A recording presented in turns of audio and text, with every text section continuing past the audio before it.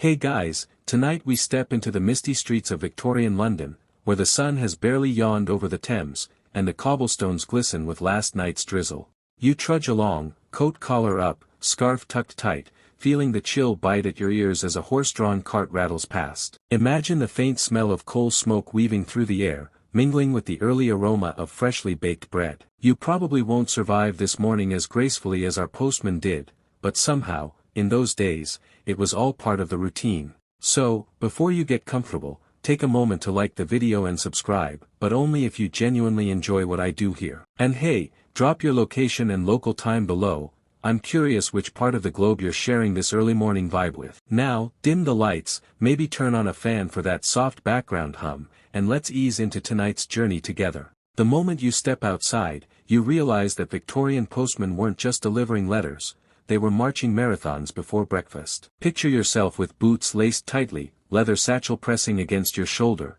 every step echoing against narrow, stone-lined streets. In reality, the average daily route could stretch over 20 miles. Historians still argue whether these long walks were a calculated test of endurance or simply a byproduct of the sprawling city and limited transport. Either way, your legs are about to understand. The frost makes the cobbles slippery, and you adjust your pace cautiously, remembering that one wrong step could send you sprawling in front of a clattering cab. There's a rhythm here, almost hypnotic, the clip-clop of shoes, distant church bells, the occasional bark from an early morning dog. In fringe accounts, some postmen supposedly timed their morning walks with a stopwatch, turning their daily route into a self-imposed competition. You laugh at the absurdity, imagining a stern man with a pocket watch, shouting, "Faster, Thomas, you're slowing the postal network." The reality, though, is simpler. Efficiency was prized. The quicker the letters moved, the smoother the entire city's communication machine ran. You can almost hear the city itself breathing, awakening to the shuffle of thousands of feet. Street vendors start arranging barrels of fish, their pungent aroma cutting through the crisp morning air. You catch snippets of conversation, an argument over the price of coal, a child complaining about being late to school. The sensory overload is relentless. Your mind flits between the clamor and your aching calves. Historians argue whether postmen were passive observers or unofficial reporters of daily city life. They certainly had a front-row seat to everything from market chaos to domestic spats spilling onto the pavement. And remember, some alleys weren't just shortcuts, they were notorious for pickpockets or sudden puddles deep enough to soak boots entirely. You sidestep with care, feeling the thrill of navigating unseen dangers that lurk quietly in foggy nooks. By the time you reach the first row of lampposts that line the city's main avenues, your body is warmed, your breath visible in short bursts. You take a moment to glance at the sundial etched into the market square fountain. It reminds you that, in a few more hours, the streets will be bustling with carriages and commerce. But right now, there's a strange serenity in the semi-darkness. You feel the tactile satisfaction of each step, the crunch of grit underfoot, the gentle sway of your satchel, the hum of London slowly stirring awake. There's even a fringe legend that some postmen carried tiny charms in their pockets, little trinkets to ward off street spirits or bad luck, which seems delightfully absurd until you consider how dangerous the job could be in reality. As you trudge onward, a thought creeps in. What drives a person to walk endless miles daily without complaint? Pride, duty, a steady paycheck, or perhaps a combination of all three? Victorian postmen were not only messengers but physical endurance athletes of their era, and you begin to feel the pulse of that legacy under your feet. The early chill is more tolerable now, replaced by the rhythmic heat of constant motion. You can almost hear the sigh of every footstep, each one a tiny defiance of the city's ever-hungry pace. So, with that thought lingering, you continue along the frost-kissed streets, feeling a blend of awe, exhaustion, and a touch of envy for their resilience. The satchel digs into your shoulder now, thick, oiled leather that creaks with every sway. Inside are hundreds of letters, confessions, complaints, bills, love notes sealed with crimson wax, and the occasional envelope that smells faintly of perfume. You run your gloved fingers along the edges of the stack, realizing each letter carries a fragment of someone's world, and somehow you're responsible for all of them reaching their destinations before breakfast. The weight of the bag feels oddly personal. In the Victorian postal system, precision wasn't optional, it was sacred. Miss a house, misplace a message, and someone's marriage proposal, job offer, or tax reminder could vanish into oblivion. Historians still argue whether the post office's famous efficiency was a reflection of British discipline or simply the fear of losing one's job. Either way, the system worked frighteningly well. For just a penny, you could send a letter nearly anywhere in Britain, and a weary postman like you would trudge through rain and soot to make sure it arrived. The letters rustle softly as you walk. Their paper feels different, rougher, thicker than modern sheets. Ink smudges stain a few corners, and the scent of sealing wax mixes with that faint metallic tang of the city's damp morning air. You think about the clerks who spent hours copying addresses by candlelight, dipping quills into inkwells, probably dreaming of daylight. Every single name, every number written in that swirling cursive script becomes a breadcrumb trail through time. One of your deliveries is for a banker's wife on Grosvenor Square, another for a dock worker in Limehouse. You imagine how absurdly different their breakfasts will look. The banker's wife with silver spoons and tea poured from porcelain, the dock worker with bread crusts and lukewarm coffee gulped from a tin cup. Yet both depend on you. In a strange way, the post binds the city together, bridging its classes one envelope at a time. There's something poetic in that, a reminder that everyone, rich or poor, waits for news. Fringe tidbits from the era mention that postmen were often expected to memorize every household name and address on their route. Some even prided themselves on recalling birthdays and family gossip, turning the postal rounds into a living social map. You can almost hear one grizzled old messenger muttering, "Mrs. Cartwright, third door on the left, still arguing with their husband about the piano." There were even informal competitions. Who could remember the most addresses without checking their ledger? The loser, rumor had it, had to buy the next round of tea. Your boots echo past a butcher's stall, where the day's first carcass swings gently from a hook. The air grows heavier with smells of iron, smoke, and yeast. You shift the satchel again, feeling its straps press deeper into your shoulder blades.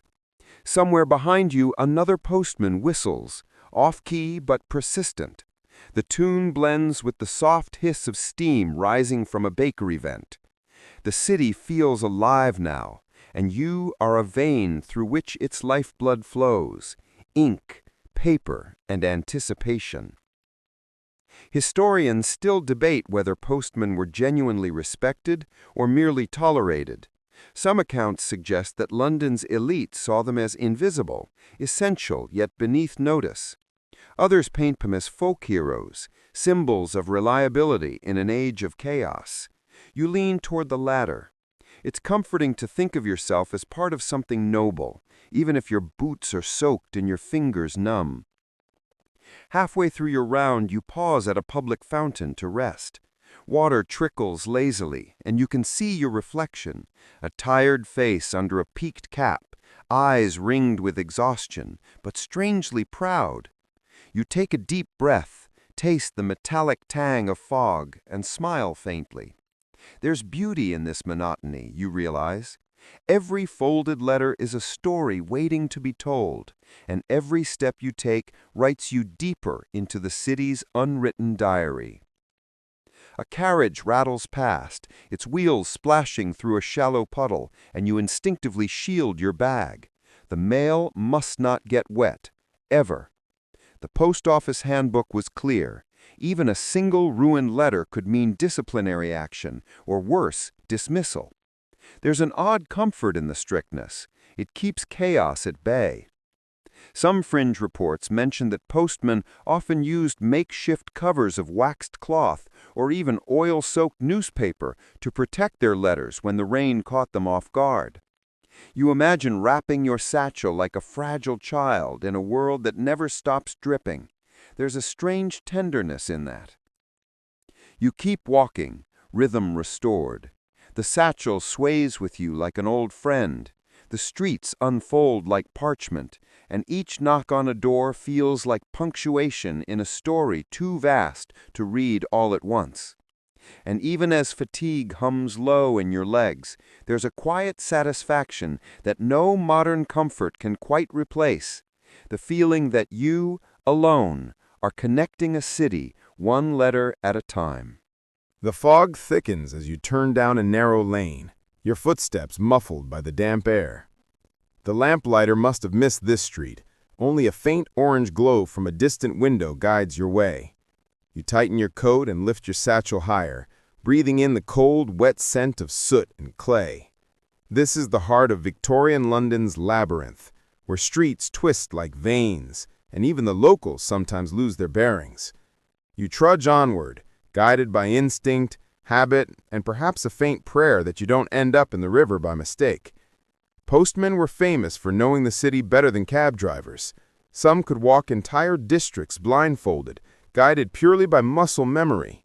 The official routes, printed on fragile maps kept in the sorting office, were almost works of art.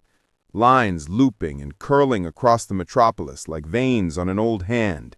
Historians still argue whether these maps were ever truly accurate, or whether postmen simply improvised and learned through trial, error, and blistered feet. Either way, you begin to sense why each step matters. In a city this vast, knowledge of a single shortcut could shave minutes off the morning round, and minutes were everything. You take one of those shortcuts now, slipping between two cramped houses whose walls lean suspiciously close together. The stones here are slick with age and mystery. A rat scurries across your boot. You pretend not to notice, mostly to maintain dignity. Someone once wrote that Victorian fog wasn't just mist. It was air gone rogue, thick with coal smoke, horse breath, and every foul thing the city exhaled. It clings to your throat like a wool scarf soaked in vinegar. You cough, wipe your nose, and keep going. Through the haze, the faint outline of a bridge appears, its arches black and dripping. Beneath it runs a trickle of something that might once have been water. You pause, checking the next address in your ledger. Chalk Row, near the bridge. You sigh. Every near the bridge in London could mean 20 different doorways. It's the postal equivalent of a riddle. You mutter, half joking, maybe the letter will deliver itself. Of course it won't. It's 1874, and artificial intelligence is still a century away. As you grope your way along, a memory drifts back. That time last winter when a postman vanished for 3 days in the fog, only to be found in the next parish, still dutifully delivering letters, just to the wrong town. Historians still debate whether this was urban legend or pure truth, but it's comforting to imagine someone so dedicated they refused to stop, even completely lost. You smile in the gloom, reassured that your own confusion is perfectly ordinary. The cobblestones give way to gravel, and the muffled sound beneath your boots shifts texture.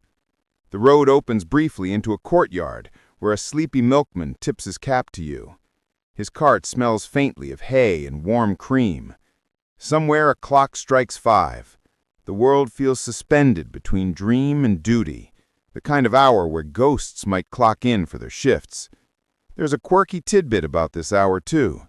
Some postmen claim they could feel directions in the fog by sensing the pull of air between buildings, a sort of primitive GPS based on temperature and sound. Modern scientists might scoff, but when you're half frozen and half lost, you'll take any theory that works. You slow your steps, listening. The fog hums differently near open spaces, quieter near walls. It's almost believable. The air smells faintly of tallow candles and damp rope as you pass through a narrow market passage. Stalls here are empty now, but scraps of fabric and fruit peels litter the ground. A stray cat darts from shadow to shadow, tail high, watching you as if guarding invisible treasure. You whisper a soft greeting, because in this hour, even cats deserve acknowledgement. You recall a fringe newspaper story claiming a cat once guided a postman home through fog by walking ahead, meowing at each turn. You chuckle. True or not, it's a better companion than silence. Somewhere behind you, footsteps echo. A fellow postman, maybe, or someone less official. You glance back, see only mist, and keep moving. The streets fold and unfold, familiar yet strange. You pass the same lamp twice before realizing you've looped. The absurdity of it makes you laugh quietly. The fog seems to swallow the sound whole. It's strange how isolation feels heavier than the mailbag. You begin to hum just to hear a human noise.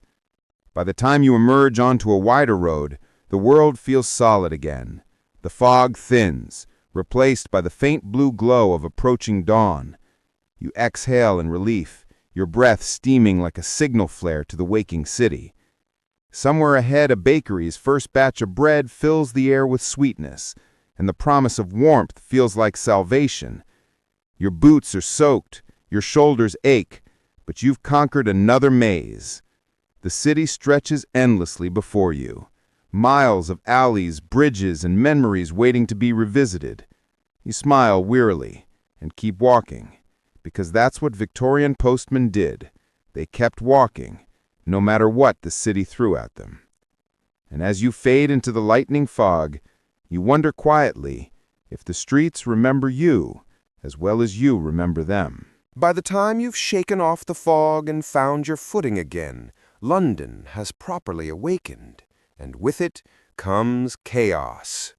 The streets are filling with carts, shouting traders, and the unpredictable symphony of hooves, boots, and bell rings.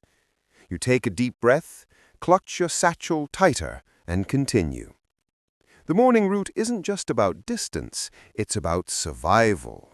Victorian postmen weren't only messengers, they were acrobats dodging the hazards of daily life. You pass a horse-drawn omnibus, rattling so close that its wheels nearly brush your coat. The driver shouts something rude, and you bite back a reply that would have gotten you fired. Instead, you step aside gracefully, as if you meant to let 2 tons of impatient horsepower nearly run you over. The cobblestones tremble as it passes, leaving behind a whiff of manure and steam. You cough, mutter something about occupational perfume, and keep walking. Every turn offers a new test of reflexes. One street brings a pack of dogs defending their patch of pavement as if it were Buckingham Palace. You slow your pace, avoid eye contact, and pray none of them recognize the post bag as a chew toy. According to fringe accounts, postmen carried small tins of pepper to fend off aggressive animals, an early form of dog deterrent. You pat your pocket just in case, imagining the absurd duel, man versus mutt, winner takes the letter. Then there are the birds. Pigeons, sure, but the real troublemakers are geese. You remember a tale told in the sorting office about a postman chased 3 blocks by an enraged goose guarding a bakery's doorstep. The poor man dropped half his letters in panic. Historians still argue whether the bird was ever caught, but according to the legend, it was eventually promoted to assistant guardian of postal deliveries. You laugh softly to yourself. Every profession needs its mascots. You sidestep a puddle, only to have a cart splash you from behind. Cold, dirty water seeps into your socks. You groan. Somewhere nearby, a fishmonger laughs. You glance at him, deadpan, and say, "If I slip, you're writing my next letter." He just winks, and for a moment, even the misery feels shared. That's the strange comfort of London's chaos. Everyone's soaked, everyone's exhausted, but somehow everyone keeps going. The hazards aren't just physical. There are the constant distractions, vendors waving sausages under your nose, street preachers warning of imminent doom, and children darting between carriages in games that would give modern health inspectors heart attacks. You clutch your ledger like it's sacred scripture. A single smudge on its pages could mean a day's worth of lost correspondence. Somewhere around Bishopsgate, you hear a commotion. A horse has bolted, dragging its cart toward a cluster of terrified pedestrians. Instinct kicks in. You grab a lamppost, flatten yourself against the wall, and feel the gust of air as the beast thunders past. The satchel remains intact, miraculously. You exhale, check your boots, and whisper, "Still alive, still delivering." You think about the countless nameless postmen who weren't so lucky. Accidents were common, and yet records rarely mention them. The job's quiet heroism was never the stuff of headlines. Fringe tidbits mention that in rural areas, postmen sometimes had to cross rivers using makeshift wooden planks or even wade through knee-deep mud to deliver a single letter. You imagine doing that in uniform shoes, weighed down by soggy socks and bureaucratic expectations.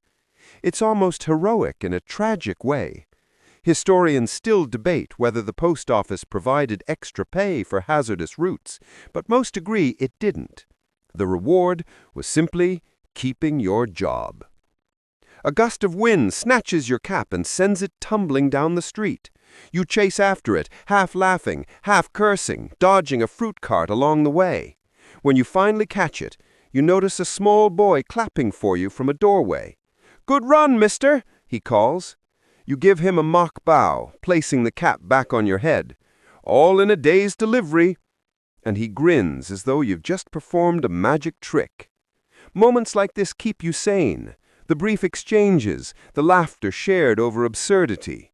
You recall how some postmen were said to develop walking philosophies, small mental games or jokes to keep spirits up during endless hours on the road. One wrote a diary noting every dog that barked at him, claiming to recognize individuals by their growl alone. Another swore that he could predict the day's luck based on the number of times his satchel hit his hip in the first hour. Historians, of course, debate whether these eccentricities were genuine coping mechanisms or exaggerated for storytelling, but you can't help smiling. A clock tower rings somewhere nearby, 6 sharp chimes that seem to vibrate through your bones. You've already walked 10 miles, maybe more. The aches are constant now, but they've settled into something bearable, a rhythm of resilience. The hazards don't vanish. They become part of the route, as predictable as sunrise. You cross another bridge, the water below black and restless. The mist curls around you again, but now it feels less hostile, more familiar. It's just another element of the job, like angry dogs or runaway horses, or the occasional goose with a grudge. You laugh softly at that last thought, shaking your head. This life may be exhausting, but it's never dull. As you reach the next street, you adjust your satchel and whisper under your breath, "One more mile." The words hang in the air like a promise, half to the city, half to yourself. Then you take the next step forward, ready for whatever nonsense Victorian London throws your way next. Your boots are heavier now, soles scraping along the uneven cobblestones, each step echoing faintly through the waking streets. The letters in your bag have dwindled to a manageable few, mostly small envelopes now, the kind that weigh more in meaning than in grams. You take a long breath, feeling the damp air fill your lungs, and for the first time this morning, you let yourself slow down. The marathon is nearly over, though your legs haven't quite received that message yet. Victorian postmen, you realize, didn't just walk, they endured. On average, 20 to 30 miles a day was normal, sometimes more if routes changed or the sorting office got ambitious. That's nearly a marathon before breakfast, before the rest of the city had even decided whether to wake up. Historians still argue whether this relentless pace was sustainable or sheer madness disguised as discipline. Either way, the endurance is staggering. You can almost feel their ghostly footsteps beside you, matching your rhythm through time. A bakery window glows warm ahead, the scent of bread and sugar almost enough to make you weep. You pause for a moment, pressing your gloved hands to the glass, letting the heat seep faintly through. Inside, the baker hums, his face pink with effort. He gives you a brief nod of solidarity, another laborer of the dawn. And you move on. There's no time for pastries. The post waits for no one. Still, hunger hums quietly in your stomach, a dull reminder of just how long you've been walking. The city's morning chorus builds around you, vendors shouting, carriage wheels grinding, the clink of coins trading hands. You slip through it all like a ghost, letters sliding through slots, soft knocks echoing against painted doors. Sometimes a bleary-eyed recipient offers a smile or a thank you, and those words, as small as they are, feel like medals pinned to your chest.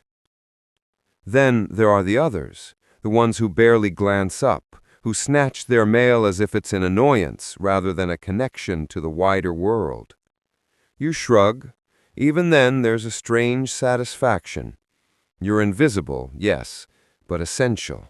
The machinery of communication turns because you keep walking. You can't help but smirk.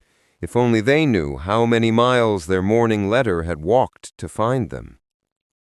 There's a fringe story that some postmen kept informal competitions, tracking how many steps they took in a day, comparing blisters like soldiers trading battle scars. Others swore by miracle tonics to ease the pain, concoctions of vinegar, laudanum, and peppermint oil. You picture one unfortunate soul chugging that mixture and declaring himself cured before promptly fainting in the street. Historians still argue whether these home remedies worked or simply numbed the poor fools enough not to care. The miles roll on. You find yourself daydreaming of nothing and everything. The rhythm of your feet, the sound of a bird overhead, the strange poetry of endurance. You think of the other postmen out there, dozens of them scattered across London, each tracing their own invisible path through fog and filth and fragile human hope. Together, you form the city's bloodstream, carrying messages instead of oxygen. It's oddly comforting. Your knees protest with each step, but there's a clarity that comes with exhaustion. You start talking softly to yourself, as if narrating your own documentary. Here we observe the rare Victorian postman, a creature fueled entirely by tea, stubbornness, and minimal regard for personal comfort.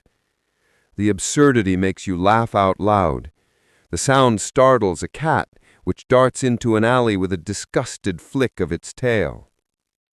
You remember that somewhere in the post office archives there's a pair of preserved postman's boots.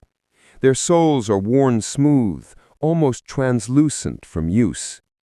Some say they belonged to a man who walked over 200,000 miles in his career, roughly the distance to the moon.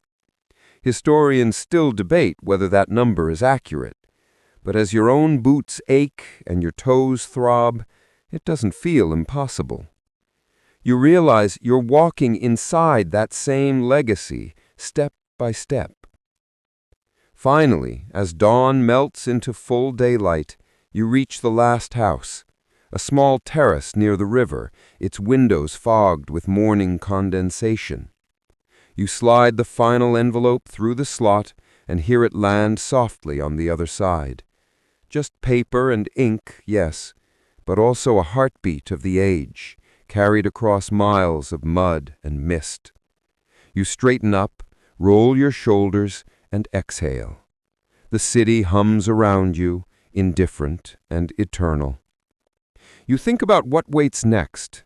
The walk back to the sorting office, maybe a brief tea break, then another round after breakfast. But for now, just for a moment, you let yourself stand still. Your breath slows. The ache in your legs becomes something gentler, almost meditative. You've earned your stillness. You've walked a marathon before most people have even tied their boots. And as the sunlight glints off the river, you understand why so many of those Victorian postmen never complained. They didn't just deliver mail. They delivered connection. They bridged silence. They kept the world stitched together with their footsteps. You smile faintly, tilt your head to the sky, and begin the slow walk home. Wind down. The city softens as the hours stretch on, The noise fades to a murmur, and the streets that once clattered with hooves and voices now hum quietly beneath a pale golden haze. You walk slower now, not from fatigue, but from choice, savoring the rare silence that comes after motion. Every building, every lamppost feels like an old friend you visited 1,000 times. The satchel is empty, swinging lightly at your side, and that absence feels weightless, like a sigh. The cobblestones beneath your boots no longer threaten, they guide you, each one worn smooth by countless footsteps before yours. The city exhales with you. You imagine the other postmen finishing their rounds, each one returning home through streets that seem to settle into peace as they pass. Your breath comes easy. Even the aches that had screamed in your muscles now whisper faintly, fading with each slow stride. You glance toward the Thames, its water gleaming like brushed pewter, and you think of the letters that crossed it, the stories that drifted across tides and time.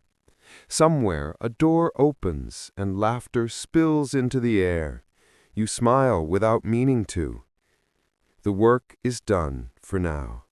Tomorrow the same paths will call again, but tonight they rest. You rest. The city rests. The endless rhythm of boots and breath quiets into a lullaby of stillness. You tilt your head one last time to the brightening sky and whisper almost to yourself, "Message delivered." Then you close your eyes, letting the hum of morning fade into calm, letting the miles you've walked dissolve into a soft, peaceful silence. Sweet dreams, traveler of Victorian cobblestones. You've walked the postman's dawn route, carried the Queen's letters, dodged barking dogs, and finally rested under London's grey sky. As you drift off now, let the faint echo of boot heels fade into the hum of your own breathing. The fog rolls back, the lamps dim, and history curls up quietly beside you, like an old uniform folded away after a long shift. Sleep well, my friend. Tomorrow's mail can wait.